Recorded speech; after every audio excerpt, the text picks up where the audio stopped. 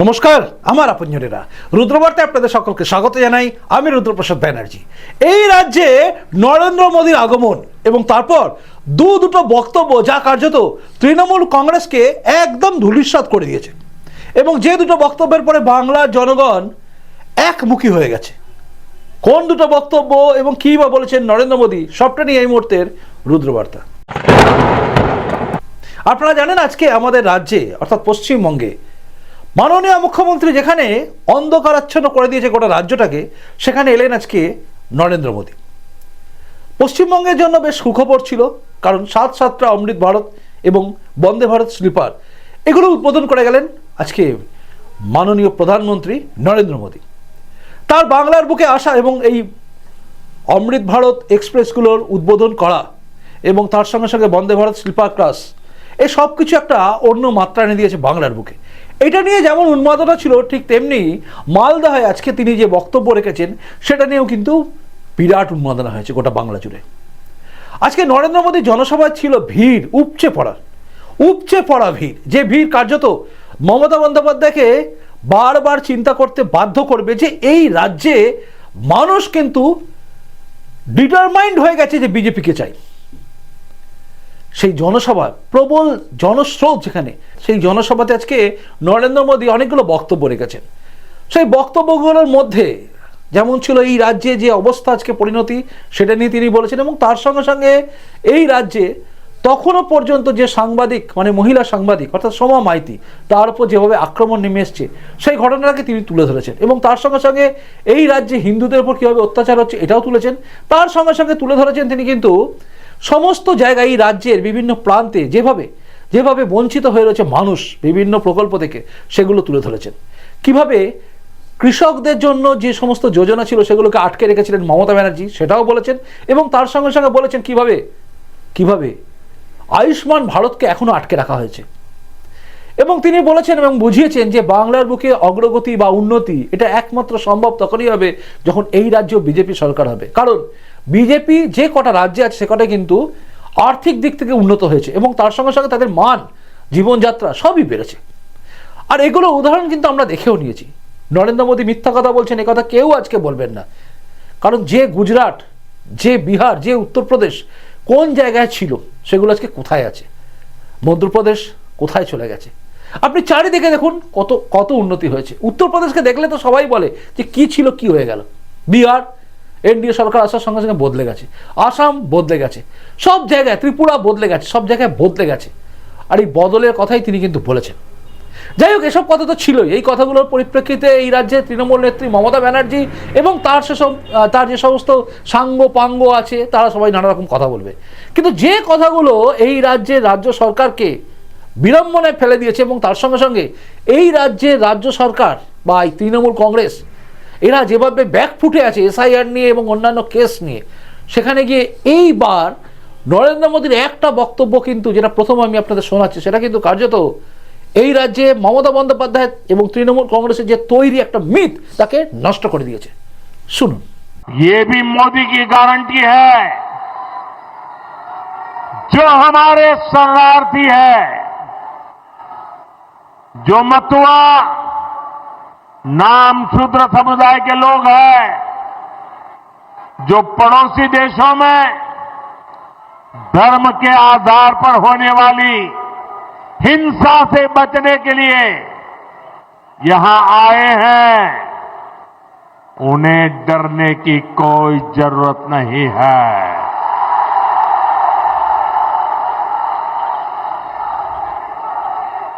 ऐसे साथियों को संविधान ने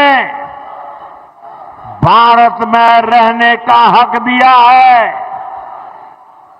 मोदी ने सीएए के माध्यम से शरणार्थियों को पूरी सुरक्षा दी है।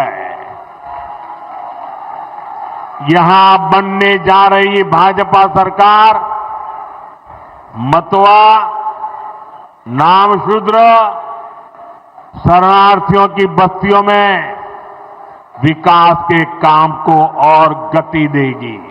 শুনলেন, মতুয়া এবং যারা যারা নমশূদ্র যারা বাংলাদেশ থেকে এসছেন তাদের উদ্দেশ্যে একটা পরিষ্কার বার্তা দিলেন, যখন এই রাজ্যের বুকে দাঁড়িয়ে মমতা বন্দ্যোপাধ্যায় বারংবার মতুয়াদের দেশের নাগরিকত্ব পাবে না এই টাইপের কথা বলছেন এবং মতুয়াদের মধ্যে ভুল বোঝানোর চেষ্টা করছেন, তখন একদম প্রধানমন্ত্রী সবার সামনে জনসমক্ষে সকলের সামনে এত বড় একটা মিটিংয়ের মধ্যে দাঁড়িয়ে বলে দিলেন যে সমস্ত মতুয়া এবং নমশূদ্র যারা বাংলাদেশ থেকে অত্যাচারিত হয়ে এসছেন তারা প্রত্যেকে সিএতে নাগরিকত্ব পাবেন, এটা মোদির গ্যারেন্টি।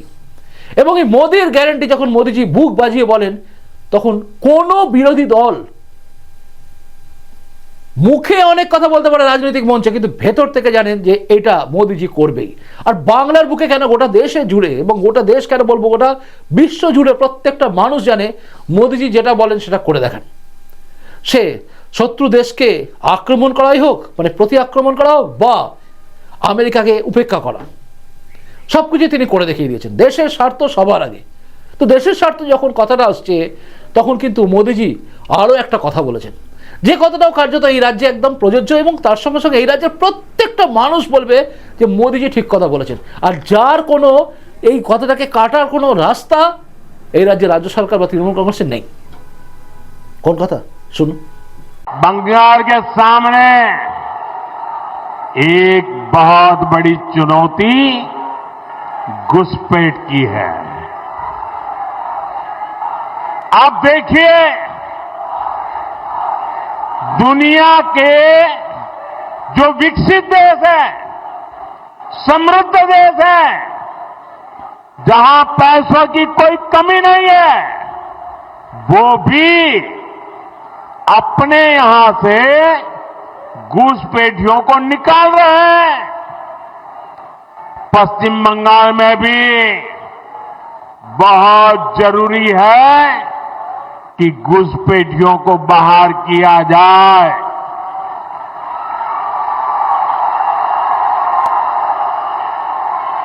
ये घुसपैठियों को बाहर निकालना चाहिए कि नहीं निकालना चाहिए? एक एक को वापस भेजना चाहिए कि नहीं भेजना चाहिए? लेकिन टीएमसी सरकार के रहते ये संभव है क्या? ये टीएमसी वाले करेंगे क्या? आपके हकों की रक्षा करेंगे क्या? आपकी जमीन की रक्षा करेंगे क्या? आपकी बहन बेटियों की रक्षा करेंगे क्या? ये घुसपैठियों को कभी भी निकालेंगे क्या? निकालना चाहिए कि नहीं निकालना चाहिए? कौन निकालेगा? कौन निकालेगा? कौन निकालेगा? कौन निकालेगा? कौन निकालेगा? साथियों, टीएमसी के नेता, टीएमसी का सिंडिकेट सालों से यहां घुसपैठियों को बसाने, उन्हें वोटर बनाने का खेल खेल रहा है। जो घुसपैठिए हैं वो गरीब का हक छीनते हैं, नौजवानों का काम छीनते हैं, बहनों बेटियों पर अत्याचार करते हैं और देश में आतंक और अन्य अपराधों को बढ़ावा दे रहे हैं। শুনলেন অনুপ্রবেশ, যেটা নিয়ে বারংবার আমরা সবাই সরব হই, যেটা নিয়ে একদিন এই রাজ্যের মুখ্যমন্ত্রী মমতা বন্দ্যোপাধ্যায় সরব হয়েছিলেন। আজ মমতা বন্দ্যোপাধ্যায় সেই সিপিএম এর সেই একই রাস্তায় চলছেন যে অনুপ্রবেশকারীদের ভোটে আমাকে থাকতে হবে, তাই তিনি গোটা বাংলা জুড়ে এসআইআর নিয়ে বিভ্রান্তিমূলক কথা বলেন। অনুপ্রবেশকারীদের আটকানোর জন্য, অনুপ্রবেশকারীদের ঘরে রেখে জামাই আদরে রাখার জন্য মমতা বন্দ্যোপাধ্যায় সমস্ত চেষ্টা করেন। আর সেখানে গিয়ে কিন্তু কুঠারাঘাত করেছেন নরেন্দ্র মোদী। পরিষ্কার করে তিনি জানিয়ে দিয়েছেন যে এই রাজ্যে কোনো অনুপ্রবেশকারীকে থাকতে দেওয়া যাবে না। যখনই আমরা, অর্থাৎ আপনি আমি, আমরা যখন এই রাজ্যের এই সরকারকে তুলে উৎখাত করে ফেলে দেবো, তখন এই রাজ্যে বিজেপি সরকার এলে একদম প্রত্যেকটা অনুপ্রবেশকারীকে চিহ্নিত করে বার করে দেওয়া হবে। আর এই কথাটা কিন্তু মানুষের বুকের মধ্যে ঢুকে গেছে, মানে কান দিয়ে বুকের মধ্যে চলে যাওয়ার কথা, যে এটা দরকার আছে। কারণ এই রাজ্যে, কেন বলবো গোটা দেশ জুড়ে যেভাবে একটা জেহাদিমূলক মানসিকতা মাথাচাড়া দিয়েছে, সেগুলো কিন্তু কার্যত এসছে বাংলাদেশ এবং পাকিস্তান থেকে। আপনারা জানেন? আর এই সবগুলো করছে বাংলাদেশ এবং পাকিস্তান। এদের প্যান ইসলামিক একটা চক্র আছে যারা জেহাদ করছে, যারা বলতে চাইছে যে এই দেশটার মধ্যে গজবে হিন্দ করব।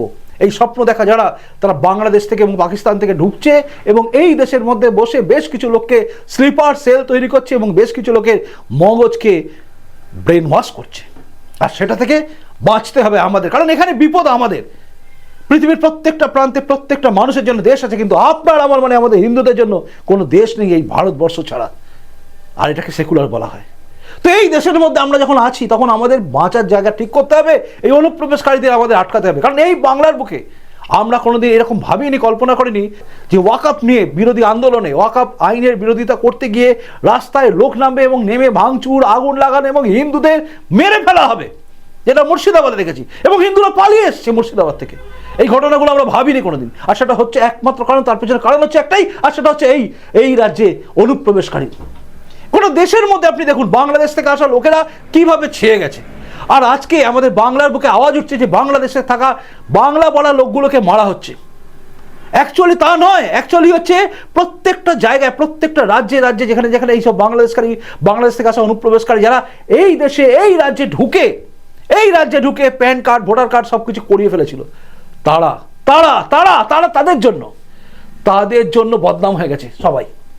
তাই দেশের বুকে প্রত্যেকটা জায়গায় যেখানে বাংলা ভাষাভাষী যে কোনো বলছে কেউ মানুষ, তাকে সন্দেহ করছে। আর এই সন্দেহের কারণ হচ্ছে এই রাজ্যের ঢিলে ঢালা পরিস্থিতি, যেটা মমতা বন্দ্যোপাধ্যায় শুধুমাত্র ভোটের রাজনীতি করার জন্য অনুপ্রবেশকারীদের ঘরে ঢুকিয়ে রাখছেন।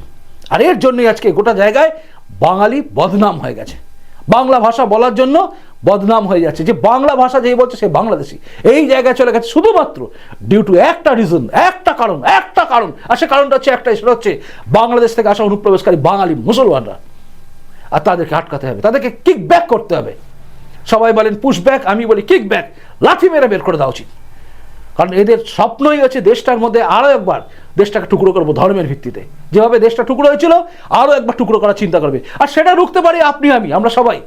আর সেটাই কিন্তু বলে গেছেন আজকে নরেন্দ্র মোদী, যে আমাদের বদলাতে হবে, আমাদের বদল করতে হবে। তার কারণ আমাদের বাড়ির মা বোনকে সুরক্ষিত রাখতে গেলে এই সমস্ত অনুপ্রবেশকারীদের ঘাড় ধরে বার করতে হবে, আর সেটা দরকার আছে। তাই মোদীজি যে কথাগুলো বলেছেন, এই কথাগুলো প্রত্যেকটা মানুষ বলবে ঠিক বলেছে। আর এর বিরুদ্ধে গিয়ে এই রাজ্যের মুখ্যমন্ত্রী কিচ্ছু বলতে পারবে না, কারণ তিনিও এসআইআর নিয়ে একবার বলেই ফেলেছেন যে এই দেশের যারা নাগরিক তাদের নাম বাদ দেওয়া যাবে না, কিন্তু বাইরের দেশ থেকে আসা লোকেদের ব্যাপারে আমি বলতে পারবো না। মনে আছে নিশ্চয়ই, তাদের নাম বাদ যাবে, তাদেরকে বাদ দেওয়া হবে, তাদেরকে তাড়িয়ে দেওয়া হবে। তাদের ভোটে জেতা এই রাজ্যের মুখ্যমন্ত্রীর স্বপ্ন, সে স্বপ্ন আজকে শেষ হয়ে গেছে। দুটো বক্তব্যই কিন্তু কার্যত নাড়িয়ে দিয়েছে আজকে বাংলার বুকে। তৃণমূল কংগ্রেসের কোনো জবাব দিতে পারবে না। প্রথম সেটা হচ্ছে যত মতুয়া আছে যারা এসছে বাংলাদেশ থেকে, তাদের প্রত্যেকে নাগরিকত্ব দেওয়া হবে। যত নমশূদ্র যারা বাংলাদেশ থেকে এসছে ধর্ম বাঁচানোর জন্য, এই ল্যাঙ্গুয়েজটা কিন্তু বারবার কানের মধ্যে ঢুকিয়ে রাখুন, সেটা হচ্ছে এরা সবাই এসছে বাংলাদেশ থেকে এসছে যারা ধর্ম বাঁচানোর জন্য। কারণ যদি মাত্র প্রাণ বাঁচানোর তাগিদ থাকতো, ধর্ম যদি তারা প্রাধান্য না দিত, তাহলে প্রত্যেকে কিন্তু তারা কনভার্ট হয়ে ইসলাম ধর্ম নিয়ে নিত। যেভাবে এই রাজ্যের এক মন্ত্রী, পুরমন্ত্রী এবং কলকাতার মেয়র ফিরহাদ হাকিম বলে, দুর্ভাগ্য তাদের যারা অন্য ধর্মে জন্মগ্রহণ করে, তাদেরকে দাওয়াতে ইসলাম দিয়ে ইসলামে কনভার্ট করার কথা বলেন। সেই কনভার্ট হতে পারত, কিন্তু তারা প্রাণ যায় ঝাঁক, ধর্ম ছাড়বো না, এই ভেবে লড়াই লড়ে গেছে। তাই তারা লাস্টে না কিছু করতে পেরে আমাদের দেশে এসছে। তাই তারা হচ্ছে শরণার্থী এবং তাদের প্রত্যেককে নাগরিকত্ব দেওয়া হবে। তাই সিটিজেনশিপ অ্যামেন্ডমেন্ট অ্যাক্ট, যেটাকে এই রাজ্যের মুখ্যমন্ত্রী বলেছিলেন ছি করেছিলেন, সেটার জন্য কিন্তু একদম আমাদের দেশে ঢোকা প্রত্যেকটা বাংলাদেশের নাগরিক যারা 2024-এর আগে এসছেন, প্রত্যেকের নাগরিকত্ব পাবে ডিসেম্বরের মধ্যে। ভাবুন একবার। তাই যেগুলো মিথ্যে ছড়াচ্ছিলেন মমতা বন্দ্যোপাধ্যায় এবং তার দলবল, সবটা শেষ হয়ে গেছে। ঠিক না? আমি কথা ভুল বললাম কি? এবার আপনি জানেন আপনি কি ভাবছেন, কারণ আমি আপনাকে একদম আনকাট সমস্ত কথাগুলো বললাম।